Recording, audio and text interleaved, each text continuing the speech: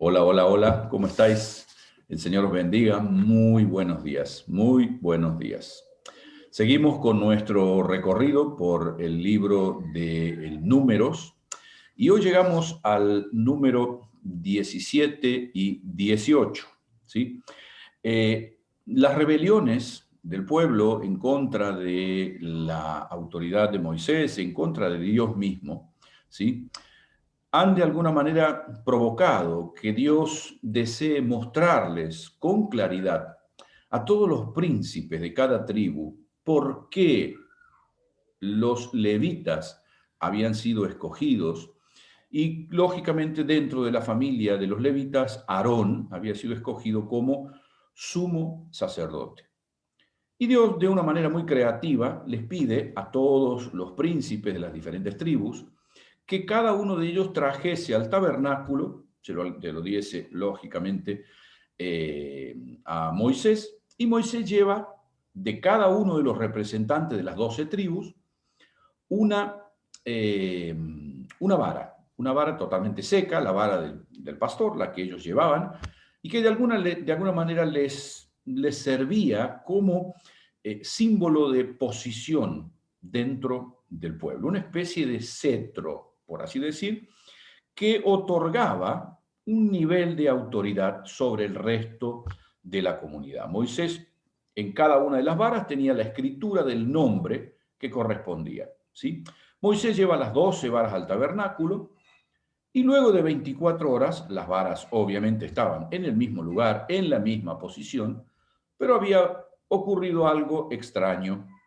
La vara de Aarón, es decir, estaban las 12 varas una al lado del otro, pero la vara de Aarón había reverdecido, había florecido, había echado nuevas ramas y había producido almendras en una noche. Y todas las otras estaban secas. Es decir, todas estaban secas cuando las trajo Moisés.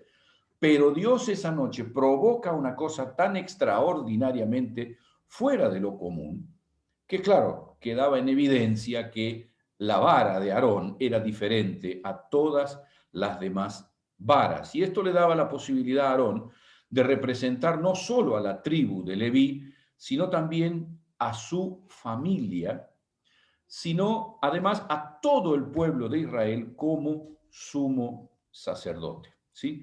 En el capítulo 16 encontramos la rebelión de Coré.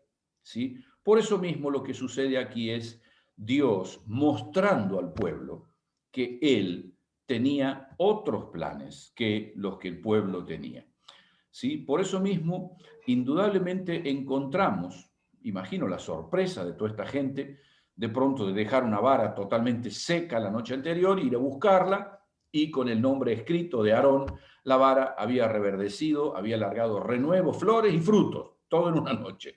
Indudablemente algo totalmente extraordinario de parte de Dios y que de alguna manera, permítame tener una reminiscencia de estas tres, cuatro circunstancias que identifican a la vara de Aarón, ¿sí? Que tiene que ver con el símbolo perenne de la voluntad de Dios, de la autoridad de Dios sobre el pasado, el presente y el futuro. Las tres áreas del tiempo, ¿sí? Es decir, renuevos, flores y frutos. Renuevos, flores y frutos, de algo que no tenía vida, ¿sí? En todo esto nos encontramos y también Hebreos 13:8 dice, Jesucristo es el mismo ayer, hoy y por los siglos. Es decir, si la vara de Aarón significaba eso, imaginemos lo que puede llegar a significar aquel que provocó precisamente que la vara de Aarón reverdeciera. Su poder, su deidad, nunca serán conmovidos por más cuestionamientos que surjan. Nunca podrán ser. Cuestionamientos siempre los hubo y siempre los va a haber hasta que Jesús regrese. ¿Sí? Luego Moisés convoca nuevamente a los líderes para que controlaran lo que había ocurrido y regresa la vara de Aarón al tabernáculo y les dice que deberá permanecer allí para testimonios para los rebeldes, para que no sigan muriendo. A lo cual, lógicamente, el pueblo dice, ¿será que moriremos todos? Y esta pregunta demuestra nuevamente que el virus de la rebelión todavía estaba vivo a pesar de todo lo que Dios había hecho.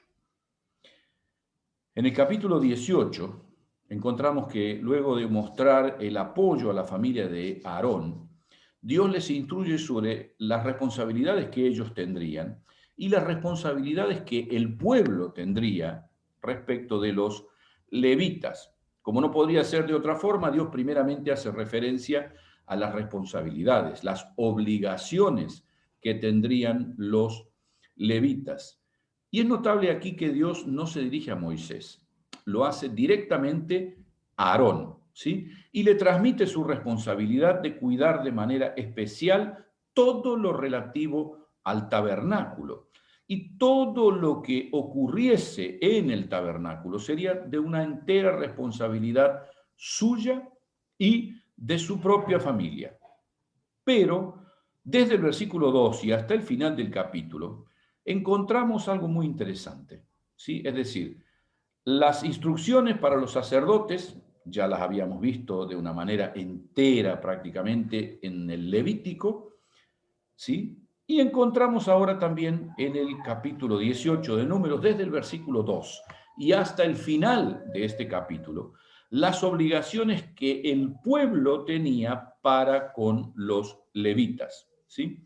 Dice el versículo 2, y a tus hermanos también, la tribu de Leví, la tribu de tu padre, haz que se acerquen a ti, se junten contigo y te servirán. Es decir, los demás levitas debían servir a Aarón para que éste pudiese hacer correctamente el sacerdocio que Dios le estaba pidiendo, ¿sí?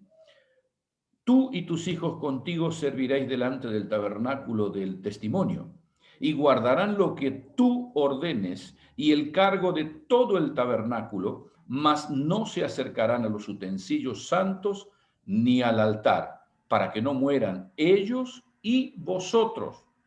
Claramente hay responsabilidades de ambas partes, ¿sí? Y hay un detalle específico que vemos en el versículo 6.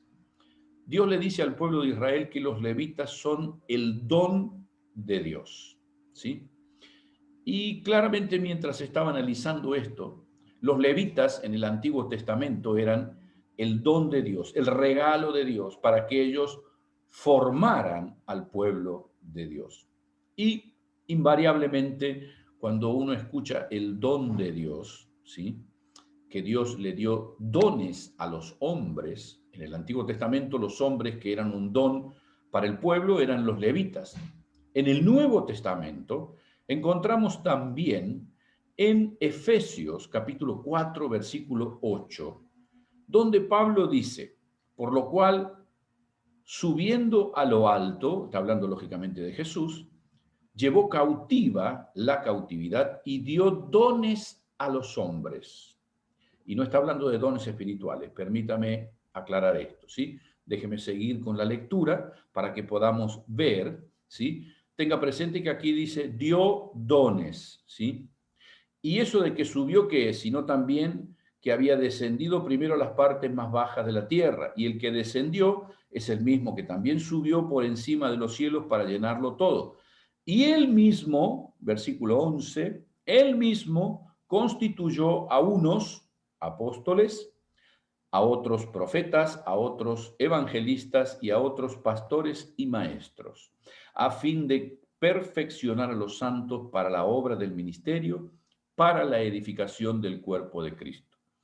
Es decir, así como en el Antiguo Testamento los levitas cumplían la función de enseñanza, de guía del pueblo y había un sumo sacerdote, en el Nuevo Testamento los ministerios que vienen mencionados aquí, algunos dicen que son 5, otros dicen que son 4 porque pastores y maestros, ¿sí?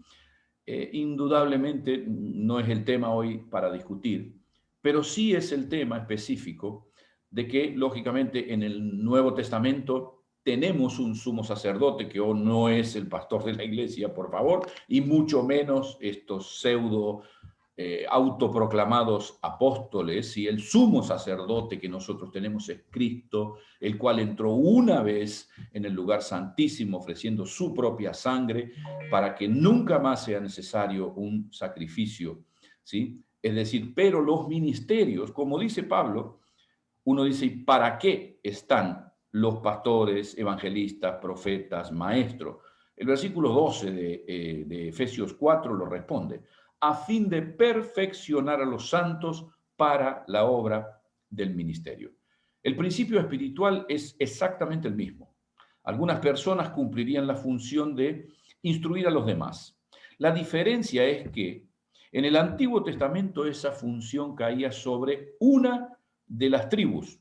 O sea que para ejercer el sacerdocio solo bastaba con ser hombre, tener más de 30 años y pertenecer a la tribu de Leví. En realidad no era muy difícil, por así decir, pero también era imposible para algunos, porque podrían haber nacido bajo otro, uno no elige dónde nacer, ¿sí? Pero es muy interesante ver que, si bien ese es el principio de el sacerdocio en el Antiguo Testamento, en el Nuevo Testamento, el principio ya no de sacerdocio, sino de servicio a Dios. Pablo lo describe muy bien en su primera carta a Timoteo, en el capítulo número 3. Allí Pablo dice lo siguiente, la palabra esta es fiel. Si alguno anhela obispado, es decir, acá tiene que ver con lo que uno desea, ¿sí? No es necesario ningún tipo de legame sanguíneo con ninguna persona para desear servir a Dios, ¿sí?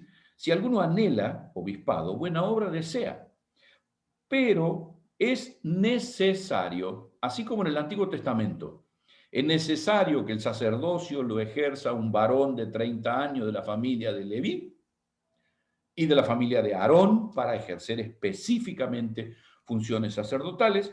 En el Nuevo Testamento lo necesario, ¿sí? Dice, es necesario que sea, y la palabra tenga en cuenta esto, es necesario que sea, no que tenga, sino que sea. Esto demuestra que el ministerio en el Nuevo Testamento tiene que ver con una persona que es de una determinada manera, ¿sí? Es necesario que sea irreprensible, marido de una sola mujer, sobrio, prudente, ordenado, operador, apto para enseñar, no dado al vino, no pendenciero, no codicioso de ganancias deshonestas, sino amable, apacible, no avaro, que gobierne bien su casa, que tenga a sus hijos con toda dignidad, pues el que no sabe gobernar su propia casa, ¿cómo va a gobernar la iglesia de Dios? No un neófito, no sea que envaneciéndose caiga en la condenación del diablo, y debe tener también buen testimonio con los de afuera para que no caiga en descrédito y en lazo del diablo, ¿sí? Indudablemente, estas características hablan de una persona coherente. Esa es la cuestión. No perfecta, no perfecta, nadie lo es, pero sí coherente, ¿sí? Y fijaos que aquí no dice que tiene que tener máster en teología, que tiene que estudiar esto, que no estoy diciendo que no hay que hacerlo, pero estoy diciendo que nunca, jamás debemos poner los títulos conseguidos enfrente o como prioridad para analizar a alguien que va a servir a Dios con lo que es su carácter, porque lo que la Biblia reclama es carácter y no estudios universitarios ni. Vuelvo a repetir, no estoy en contra de que se estudie. Yo he estudiado y yo enseño, ¿sí? Pero no es eso lo que me habilita para ejercer el ministerio. Es comportarme de una determinada manera, ¿sí? Y volviendo un poco a la responsabilidad del pueblo, los pueblos debían mantener a los levitas. El pueblo de Israel debía mantener a los levitas. Y aquí hay una cosa interesante para ver. En las naciones que circundaban a Israel en aquel momento, Egipto y luego otras naciones por ahí cercanas, ¿sí? Eran naciones a través de las cuales había en ellas dos castas, la casta de gobierno y la casta religiosa, ¿sí? Y que lógicamente aquellos que pertenecían a esa casta tenían un nivel de riqueza, un nivel de influencia, un nivel de capacidad muy por encima del pueblo, ¿sí? Y Dios literalmente dice, no, no va a ser así con mi pueblo. Y esto en más de una oportunidad, eh, la iglesia se maneja más o menos en los dos extremos, muchas veces, ¿sí? En los dos extremos donde de pronto el pastor o la persona, el anciano, el que tenga una responsabilidad dentro de la congregación, o debe andar buscando y tratando de encontrar comida por aquí, comida por allá, porque nadie se preocupa por él, porque en tanto Dios, si Dios lo llamó, Dios lo tiene que sostener. ¿Cómo lo va a sostener Dios? Es un problema de Dios, no es un problema mío, pero no es esto lo que dice la Escritura. La Escritura dice claramente que la iglesia tiene la responsabilidad de cubrir la familia, la persona y la familia de aquellos que sirven en la iglesia, ¿sí? El otro extremo, ¿cuál es? Estos pseudo apóstoles que cuentan sus casas y sus aviones y autos de superlujo, que honestamente tanto una cosa como la otra están totalmente fuera de la Escritura, totalmente fuera de la Escritura, ¿sí? Aquí lo que encontramos, la enseñanza es que los levitas debían dar el diezmo de los diezmos, es decir, de todas las tribus de Israel, cada tribu conseguía esto, y de eso el levita debía aportar a su vez también para la mantención del tabernáculo el 10%, como los demás. Ahora, tristemente el libro de Jueces y muchos de los profetas posteriormente indican la falta de compromiso del pueblo en este aspecto. Y tristemente esto también sucede hoy en la iglesia.